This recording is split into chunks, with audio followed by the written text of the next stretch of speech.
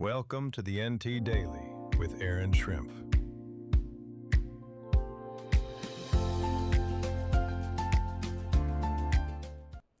Good morning, Jefferson City. This is the NT Daily with Erin Schrimpf. It is finally May, and this is the NT Daily for Monday, May 4th. We have a lot to get into from this weekend's headlines from your local paper. Hundreds of people turned out Sunday for Porchfest and the Lorie Smith Blues Festival, with McClung Park, the nearby Fairmont Boulevard area, filled with live music, food vendors, artists, and families enjoying the nice spring weather we had on Sunday. Organizers say the two events now intentionally complement each other after originally overlapping by accident a few years ago. The result is a full day that brings people into the park, then into the neighborhood where porches and sidewalks turn into walkable music and arts corridor. Visitors come from across mid-Missouri, and many said the biggest draw was the sense of community as much as the music itself. If you missed it, you can find our full coverage from Sunday's celebration at newstribune.com or in the News Tribune app. Also, over the weekend, Missouri's annual law enforcement memorial at the state capitol honored two officers added to the memorial wall. Sikeston Department of Public Safety officer Henry Franklin was killed in October of 2025 while responding to a barricaded homicide suspect. Bernie Police Department Lieutenant Eddie Mays died in June of 2025 after suffering a heart attack while arresting a resisting subject. The two men are now the 753rd and 754th officers honored on the Missouri State Capitol Law Enforcement Memorial. Saturday's service brought together family members, law enforcement officers, and state leaders, with much of the focus placed on the sacrifice made by not only officers, but their families they leave behind. At the Capitol, some Missouri Republicans are talking again about a possible 8-0 congressional map after last week's U.S. Supreme Court ruling on redistricting. But several lawmakers say another redraw is unlikely this session. One local voice in that conversation is Senator Mike Bernskoetter of Jefferson City, who told the News Tribune there is probably not enough time left in the legislative session to take up another map. That matters here because the current Missouri First map already changed district lines in a way that stretches Kansas City's 5th district all the way to Cole County. So for now, the takeaway is this: talk is happening, but another redistricting push before adjournment still appears to be a long shot. You can read Damon Grossmaner's story at newstribune.com or in the News Tribune app. And another reminder that this week is Teacher Appreciation Week, and our friends and NT Daily sponsors at South Bank Gift Company in downtown Jefferson City have you covered. If you purchase a South Bank gift card of $25 or more, you'll receive a complimentary floral mini wallet and a thank you cookie. And if you spend $50, they'll add even more extra goodies and sweets, beautifully bundled and ready to gift. I actually bought mine gifts there this weekend for the teachers in our life. And Jill always has the neatest finds in the store. In fact, this jacket I'm wearing today is a unique South Bank find. Stop in and see what is new at South Bank and pick up a little something for the teachers in your life.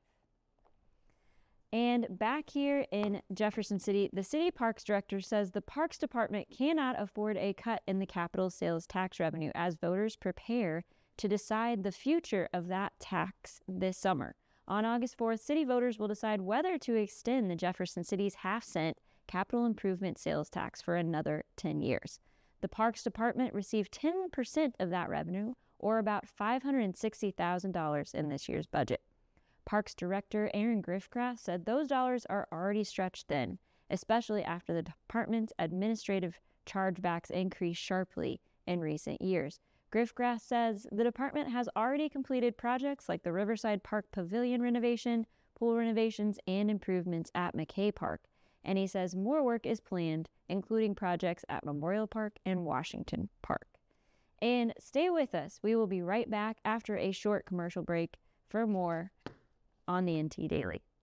St. Louis Carpenters Union has shaped our communities.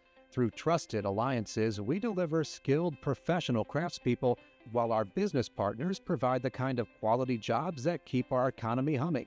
It's a blueprint that has worked since 1882.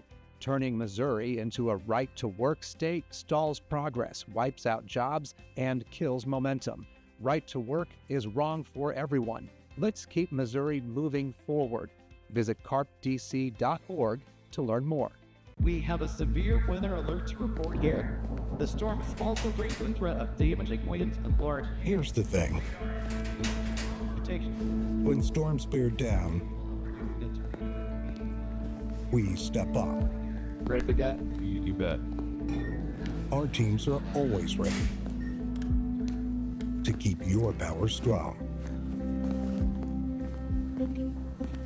Ameren.com/power on. Welcome back to the NT Daily. You can tell we are in peak spring gardening season. Local gardeners lined up early Saturday for the Central Missouri Master Gardeners annual plant sale at the North Jefferson City Recreation Area.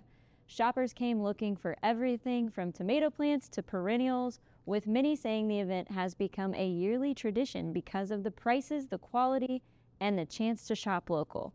Master gardeners say the sale is more than just a popular spring stop. It also funds their work throughout the year, including scholarships, youth gardening programs, and the maintenance of flower beds around Jefferson City. Several longtime shoppers said it is the people and the community spirit that keep them bringing back every year. And on that note, we are already looking ahead to the next edition of the JCNT magazine coming out this summer. We'd love to feature local gardens and the people behind them, especially our backyard gardeners and our farmers market gardeners. So if you know someone we should highlight, please let us know. And a quick sports note from this weekend, Cedar Hill swept the boys and girls team titles at Saturday's Little Olympics at Atkins Stadium to claim the Hale Cup. Cedar Hill finished first overall in the 15 school meet, ending Lawson Elementary's long run at the top and putting together a big day with 18 top 3 finishes. And while we are still talking school milestones, area high schools have now posted their graduation dates. You can find that full list at newstribune.com. As for tonight's local prep schedule, Blair Oaks baseball is at Moberly at 5 p.m.